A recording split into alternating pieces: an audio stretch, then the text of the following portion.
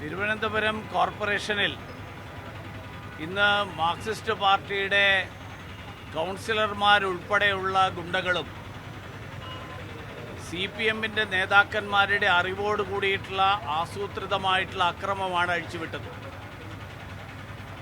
എതിരാളികളെ കായികമായി ആക്രമിച്ച് ഇല്ലാതാക്കുന്ന, ശാരീരികമായി ആക്രമിച്ച് ഇല്ലാതാക്കുന്ന കണ്ണൂർ ശൈലി, ആ കണ്ണൂർ ശൈലിയാണ് ഇന്ന് തിരുവനന്തപുരം കോർപ്പറേഷനിൽ അരങ്ങേറിയത്.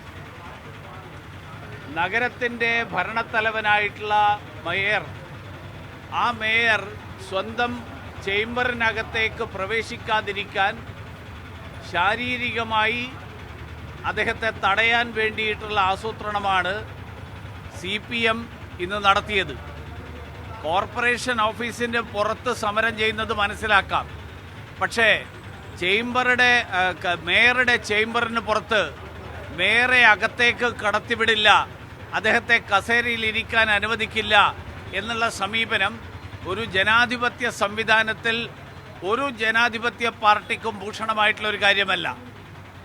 ഈ തരത്തിൽ അക്രമം അഴിച്ചുവിടുമ്പോൾ മേയർക്ക് സംരക്ഷണം നൽകേണ്ട പോലീസ് എവിടെയായിരുന്നു എന്നുള്ളതാണ് ഉയരുന്ന ഏറ്റവും പ്രധാനപ്പെട്ട ചോദ്യം. ആഭ്യന്തര വകുപ്പിന് എന്തുകൊണ്ട് ഈ തരത്തിലുള്ള ആസൂത്രണം മുൻകൂട്ടി മനസ്സിലാക്കാൻ കഴിഞ്ഞില്ല? അതോ ഇന്ത്യ സഖ്യത്തിൻ്റെ ഭാഗമെന്നുള്ള നിലയിൽ CPM-ന്റെ ഗുണ്ടകൾക്ക് സംരക്ഷണം കൊടുക്കുക എന്നുള്ള ഉത്തരവാദിത്തമാണോ സംസ്ഥാന ആഭ്യന്തര വകുപ്പ് ഏറ്റെടുത്തത് എന്നാണ് ഞാൻ അറിയാൻ ആഗ്രഹിക്കുന്നത്. അതുകൊണ്ട് ഈ കാര്യത്തിൽ ഈ ആസൂത്രിതമായിട്ടുള്ള അക്രമത്തെക്കുറിച്ച് ഉന്നത തലത്തിലുള്ള അന്വേഷണം, ആ അന്വേഷണം നടത്തി വീഴ്ച വരുത്തിയ പോലീസ് ഉദ്യോഗസ്ഥന്മാർക്കെതിരായിട്ടുള്ള നടപടി ഉൾപ്പെടെ അക്രമകാരികൾക്കെതിരായിട്ട് ശക്തമായിട്ടുള്ള നടപടികൾ സ്വീകരിക്കാൻ സംസ്ഥാന സർക്കാർ തയ്യാറാവണം എന്നാണ് എനിക്ക് ആവശ്യപ്പെടാനുള്ളത്. ഞാൻ ചോദിച്ചോട്ടെ, കോർപ്പറേഷനിൽ മേയറുടെ മുറിക്കകത്ത് വരുന്ന ആളെ മേയർ അങ്ങോട്ട് ആക്രമിച്ചു എന്ന് ആരെങ്കിലും പറഞ്ഞു കഴിഞ്ഞാൽ അത് മാർക്സിസ്റ്റ് പാർട്ടിക്ക് ആടിനെ പട്ടിയാക്കുന്ന ഒരു പ്രത്യേക സ്വഭാവം അതെല്ലാ കാലത്തും ഉള്ളതാണ്. ആ പ്രയോഗം ഇവിടെ വീണ്ടും എടുക്കുകയാണ്.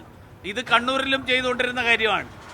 കണ്ണൂരിൽ ഏറ്റവും അധികം ആളുകൾക്കെതിരായിട്ട് അക്രമം നടത്തിയതിന് ശേഷം RSSകാരെ ആക്രമിച്ചു എന്ന് ആക്ഷേപിക്കുന്ന ആളുകളാണ് CPM-കാർ. അത് തിരുവനന്തപുരത്ത് വീണ്ടും ഒരിക്കൽ കൂടി പ്രയോഗിച്ചതുകൊണ്ട് തിരുവനന്തപുരത്തെയും കേരളത്തിലെയും ജനങ്ങളെ വിഡ്ഢികളാക്കാൻ കഴിയില്ല എന്ന് അവരിനിയെങ്കിലും തിരിച്ചറിയണം. എങ്ങനെ അതൊക്കെ നിയമത്തിന്റെ വഴിക്ക് പോകും.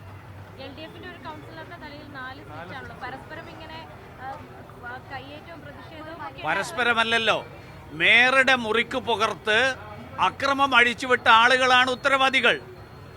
കാരണം മാർക്സിസ്റ്റ് പാർട്ടി ഇതുപോലത്തെ അക്രമം നടത്തിയിട്ട് എന്താണ് മറുപടി പറയുക എന്നുള്ളത് നിങ്ങൾക്ക് എല്ലാവർക്കും അറിയാലോ.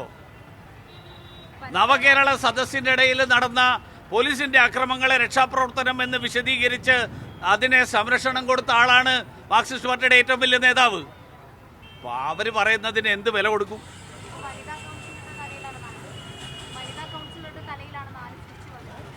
ഡെപ്യൂട്ടി മേയർക്കാണ് നെഞ്ചത്തും ബാക്കിയുള്ള അവരുടെ ശരീരത്തിൽ ഉൾപ്പെടെ പരിക്കുണ്ട്. ഈ വനിതാ കൗൺസിലർക്ക് പരിക്ക് പറ്റിയത് എങ്ങനെയാണ്? അവരുടെ ഇടയിൽ നിന്ന് ആരെങ്കിലും ആക്രമിച്ചത് ഉന്നം തെറ്റിയിട്ട് അവരുടെ തലയിൽ വീണതാണോ എന്നുള്ളതും അന്വേഷിക്കണം. അതന്വേഷിക്കണം. അതിന് ഉത്തരവാദിയായിട്ടുള്ള മാർക്സിസ്റ്റ് പാർട്ടിയുടെ കൗൺസിലർമാരെയും കണ്ടെത്തണം. BJP കൗൺസിലർമാർ എന്തിനാ മേയറുടെ മുറി കയറി അക്രമം നടത്തുമോ? ആരുടെ പ്രതിഷേധം? LDFന്റെ പ്രതിഷേധം പുറത്തല്ലേ? മേയറുടെ ചേംബറിലാണോ പ്രതിഷേധം നടത്തുക? അങ്ങനെയാണോ ബോർഡ് വെച്ചിരിക്കുന്നത്? അവര് പുറത്തല്ലേ ബോർഡ്? മേയറുടെ ചേംബറിനകത്ത് അക്രമമാണ്, പ്രതിഷേധമല്ല, അക്രമമാണ് നടത്തി.